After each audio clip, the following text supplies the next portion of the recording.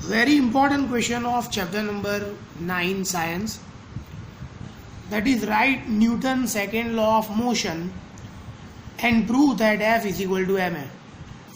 See, हमने rule number 1 किया था Newton first law of motion. That law was also known as law of inertia. तो ये है न्यूटन का second law. Very important, exam में 100% आएगा.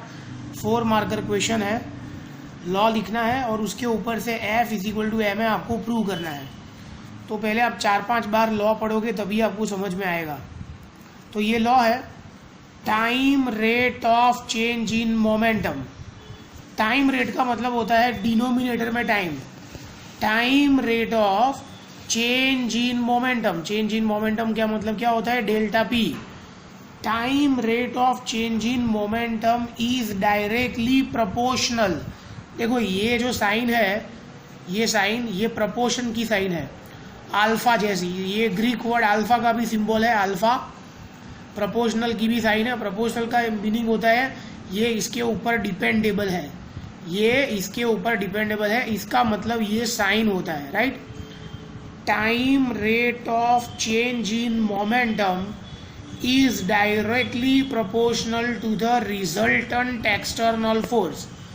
Time rate of change in momentum is directly proportional to the resultant. Resultant मतलब कोई एक surface पे 15-20 फोर्स लग रहे हैं, समझो 15-20 फोर्स के कांटेक्ट में है कोई सरफेस, तो वो 15-20 फोर्स का फाइनल फोर्स का वैल्यू कितना होगा? That is called resultant force. So time rate of change in momentum is directly proportional to the resultant external force and this change in momentum is in the direction of resultant external force. फिर से पढ़ो. Time rate of change in momentum is directly proportional to the resultant external force and this change in momentum, ये momentum का change किसकी direction में होगा? Is in the direction of resultant external force. तो according to law we can write this formula F is proportional to delta B upon T, right. अभी हमें क्या prove करना है? F is equal to M A. हमें क्या prove करना है? F is equal to M A prove करना है.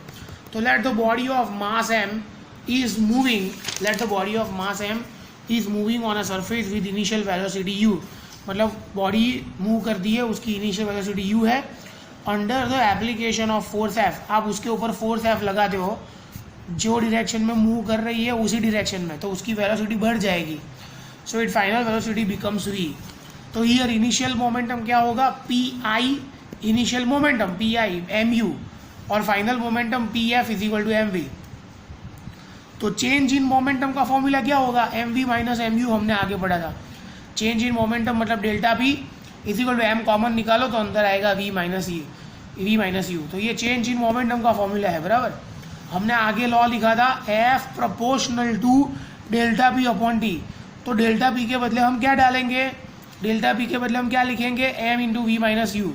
तो F proportional to delta P के बदले m into V minus U upon T, right. ये फॉर्मूला न्यूटन सेकेंड लॉ ऊपर से लिखा और फिर मैंने डेल्टा पी की वैल्यू डाली.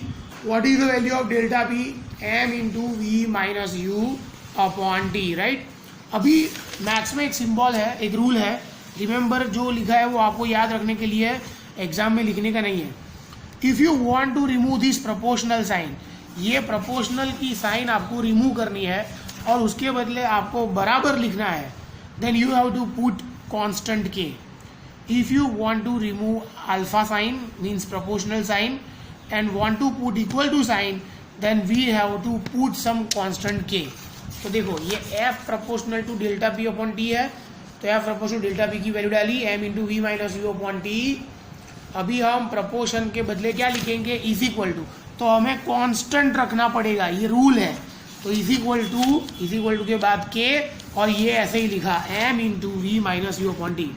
प्रोपोर्शन की साइन आप कैंसिल करके इज इक्वल टू की साइन लिखते हो, then you have to put K. तो F is equal to K m into V minus U upon T. हमने मोशन वाले चैप्टर में पढ़ा था कि v minus U upon T is equal to क्या होता है? x